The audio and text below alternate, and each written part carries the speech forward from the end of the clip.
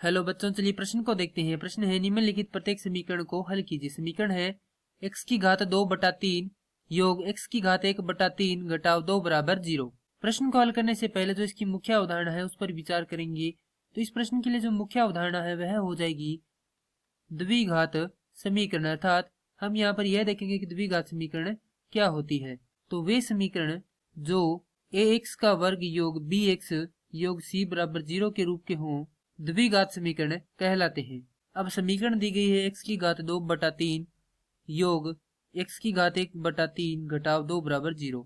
तो यहाँ से हम x की घात 1/3 को क्या मान लेते हैं, t मान लेते हैं। तो यहाँ पर प्राप्त होगा t का वर्ग योग t घटाव 2 बराबर। अब हम क्या करेंगे, इसको हल करेंगे। क्योंकि हमारे पास यह जो समीकरण है किस प्रकार के द्विघात समीकरण है, तो इसके गुणनखंड करेंगे। तो हमें जो यहाँ पर गुणनफल है कितना आना चाहिए, ऋणात्मक 2 आना चाहिए। तो यहाँ पर लिखेंगे t का वर्ग योग 2t घटाव t घटाव 2 बराबर 0। अब हम यहाँ से क्या करेंगे, उभयनिष्ठ लेंगे। तो यहाँ पर t उभयनिष्ठ है तो t योग 2, यहाँ पर ऋणात्मक 1 उभयनिष्ठ है तो यह होगा t योग 2 बराबर 0।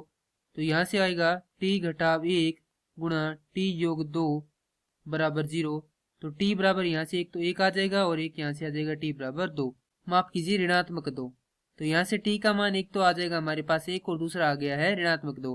अब यहाँ पर सबसे पहले t बराबर 1 लेने पर यदि हम t बराबर 1 लेंगे तो यहाँ से हमारे पास क्या प्राप्त होगा, x बराबर आएगा x की घात 1/3 बराबर 1। तो यहाँ पर घन करेंगे, अर्थात दोनों तरफ घन करने पर दोनों तरफ घन करेंगे तो हमारे पास प्राप्त होगा x बराबर 1। अब हम क्या लेंगे, t बराबर ऋणात्मक 2 लेंगे। तो t बराबर ऋणात्मक 2 लेने पर t बराबर ऋणात्मक 2 लेंगे तो हमारे पास प्राप्त होगा x की घात 1/3 बराबर ऋणात्मक 2। अब दोनों तरफ क्या करेंगे, घन करेंगे। तो यहाँ पर लिखेंगे दोनों तरफ घन करने पर यदि हम दोनों तरफ घन करेंगे तो हमारे पास क्या प्राप्त होगा, x की घात 1/3 गुणा 3 बराबर ऋणात्मक 2 की घात 3, अर्थात यह होगा x बराबर ऋणात्मक 8। तो हमारे पास x के दो मान आ गए हैं, एक तो आ गया है 1 और दूसरा आ गया ऋणात्मक 8।